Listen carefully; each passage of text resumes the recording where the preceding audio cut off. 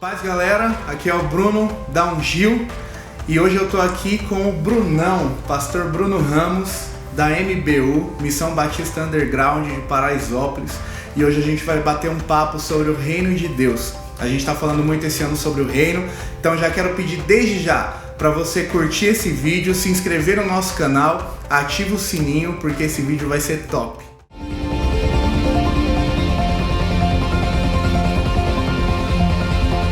Então vamos lá, Brunão.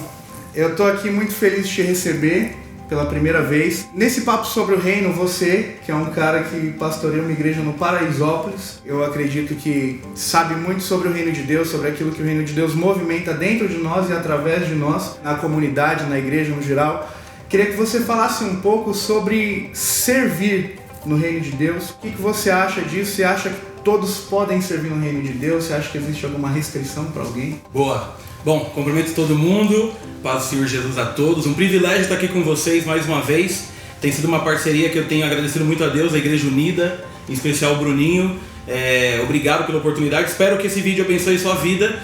E falando de reino, eu gosto sempre de pensar que duas palavras são importantes quando a gente pensa de reino e de serviço: privilégio e responsabilidade. Eu sempre falo isso na minha igreja. Servir ao reino de Deus é um grande privilégio, e em especial porque Deus não precisa da gente para nada, Ele é autossuficiente.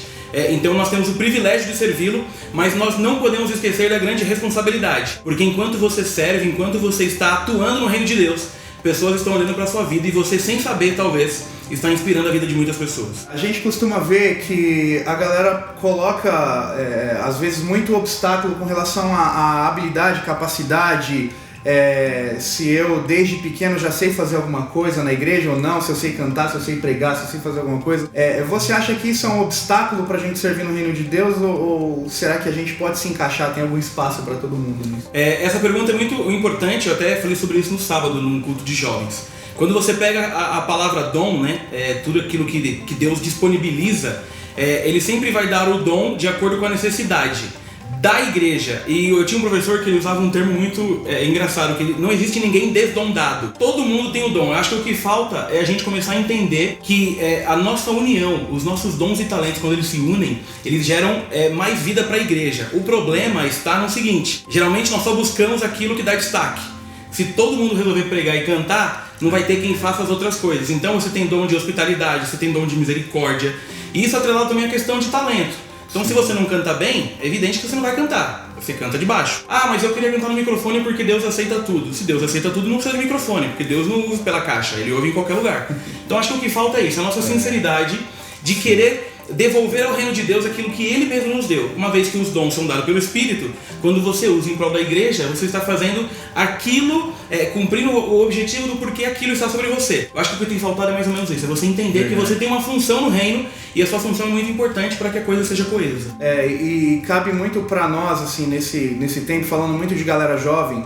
A gente está numa onda de divulgação pela internet, de trabalho pela internet, conversar com pessoas pela internet, que tem sido um ministério muito usado nas igrejas hoje, né? Que é o ministério de mídias sociais, né? Sim. Então, às vezes o cara ele pode não ter habilidade de aparecer talvez dentro do templo, mas é um cara que fotografa muito bem, é um cara que sabe se comunicar muito bem pelas redes sociais, ele pode ser muito utilizado no ministério para isso. A gente precisa aprender que o reino tem espaço para tudo, né, desde que seja direcionado por Deus e para todos, né, se nós estivermos com o coração no reino de Deus. Amém. Eu posso dar até um exemplo? Claro. A gente está fazendo esse vídeo na intenção de abençoar a sua vida, de que você seja tocado de alguma forma, mas não tem só nós dois para que isso aqui aconteça. Com certeza. Tem um monte de gente por trás. Você já pensou se só tivesse nós dois? Ou se todo mundo quisesse só sentar aqui e gravar? A coisa não seria tão coesa. Na igreja é a mesma coisa. Eu sempre incentivo na igreja: identifique qual é a sua área de atuação e não entenda que, por exemplo, quem prega é mais importante do que quem canta é mais importante do que quem limpa. Se faltar uma parte dessa, por isso que eu gosto muito quando Paulo vai usar a expressão do corpo. O corpo é isso, Jesus é o cabeça e cada um de nós tem uma função. Se todo mundo quisesse ser mão, nós seríamos um corpo muito debilitado. Agora, quando cada um entende a sua parte, a coisa flui de uma forma muito mais tranquila e o reino é que ganha com isso. Agora, mais um assunto importante aí pra gente. Como que eu posso descobrir, pastor Brunão, o meu chamado? Como uma pessoa pode falar: nossa, eu sou chamado pra, sei lá, pra trabalhar com alguma área na igreja? Essa é uma coisa muito legal também, que eu acho que a gente errou por muito tempo, né? Eu sempre atelo chamado a vocação, né? A vocação tem a ver com chamado, vocare, a expressão final é de ser chamados.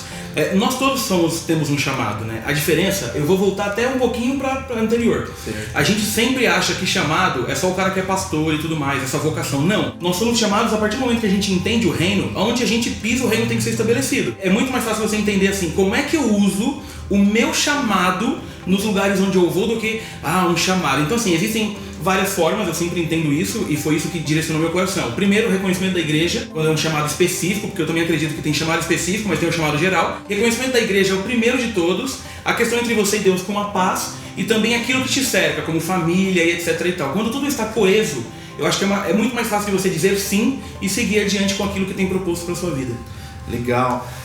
Tem um exemplo na palavra de Deus quando Jesus fala com a mulher samaritana, e de repente seria legal a gente pensar sobre isso, porque aquela mulher, ela de repente não sabia qual seria o seu lugar no reino de Deus, e ela estava meio confusa com relação à adoração, com relação a quem ela era e a relação dela com Deus. Mas quando Jesus fala com ela, vai lá e chama teu marido e vem aqui, né? E acontece toda aquela questão de ela ter os 5 maridos, aquele que ela tinha não era dela, e ela começa a se dar conta de quem ela era, né? E entender quem era Jesus ali. E ela vai e traz uma cidade inteira para conhecer Jesus. Talvez o nosso chamado pode não ser algo muito tradicional dentro da igreja, mas com certeza o seu chamado é aquilo que faz você aproximar tanto você quanto as pessoas que estão à sua volta de Jesus. Sim, posso usar um texto para essa resposta? Claro. Tem um texto que eu gosto muito, que eu usei até na questão da minha ordenação, quando eu concluí essa questão, que é Atos 20, 24. Mas a minha vida não vale coisa alguma para mim, a menos que eu a use para completar a minha carreira e a missão que me foi confiada pelo Senhor Jesus, dar testemunho das boas novas da graça de Deus. Eu até, da mulher samaritana, eu vou colocar mais 2 textos que eu gosto muito até de pregar.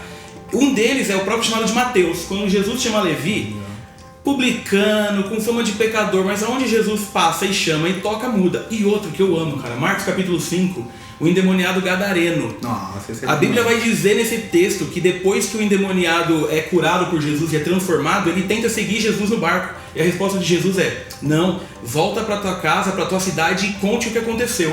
E o próprio texto vai dizer que ele foi por toda Decápolis, ele foi muito além.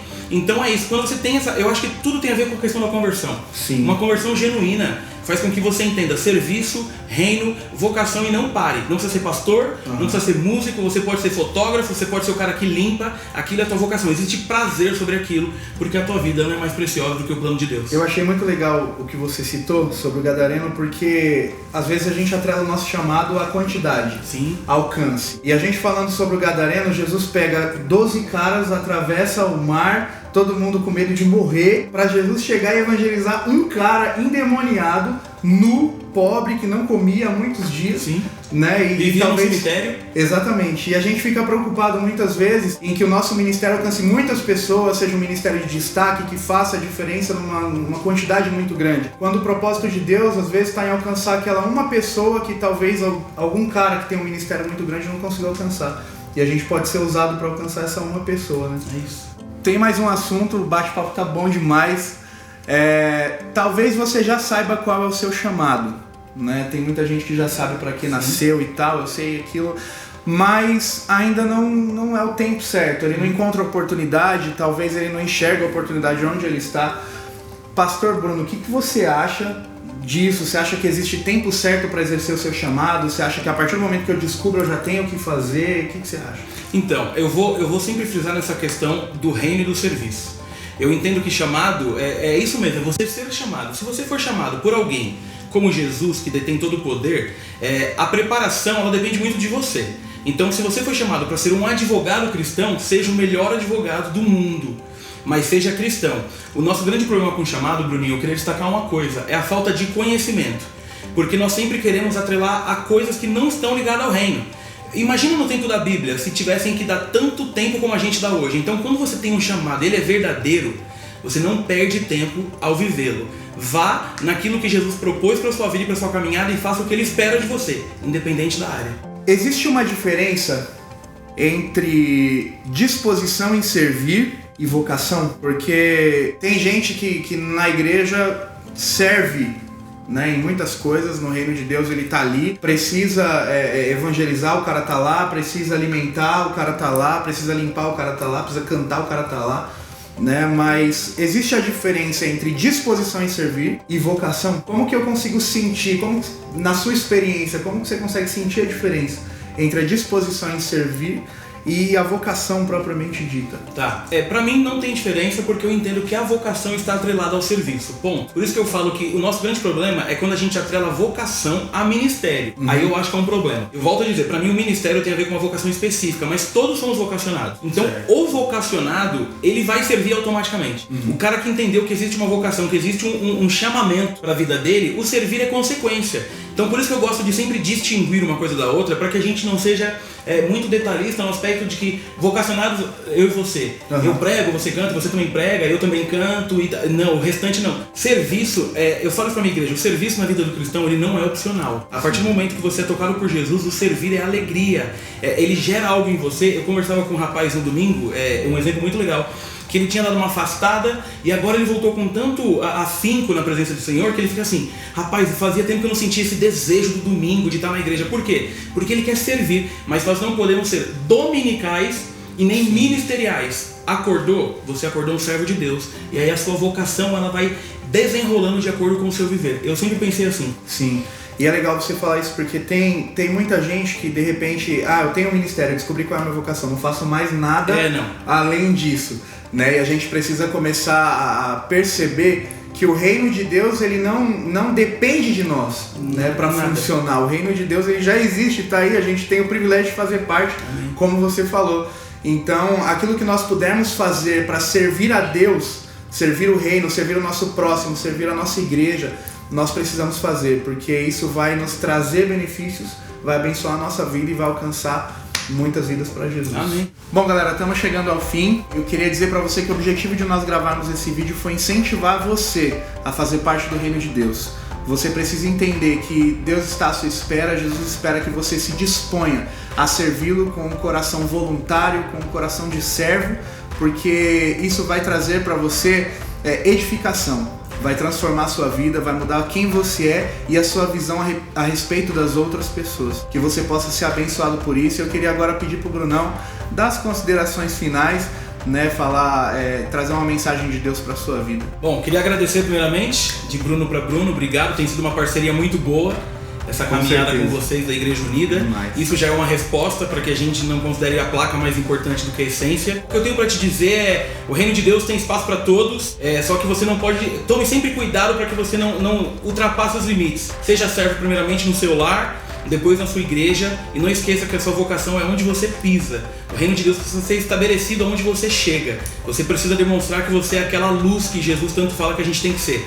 Se você estiver vivendo dessa forma, certeza que você está entendendo o que eu estou te dizendo. E nada melhor para um cristão do que ser reconhecido como um cristão sem falar que é cristão. Obrigado, fiquem com Deus e até a próxima. Glória a Deus, gente. Deus abençoe, Brunão. Tamo junto. Valeu, mano. Deus abençoe. Não se esqueça, curta a página, curta esse vídeo, compartilha com a galera, ativa o sininho aí para você receber as notificações. Somos um. Até a próxima.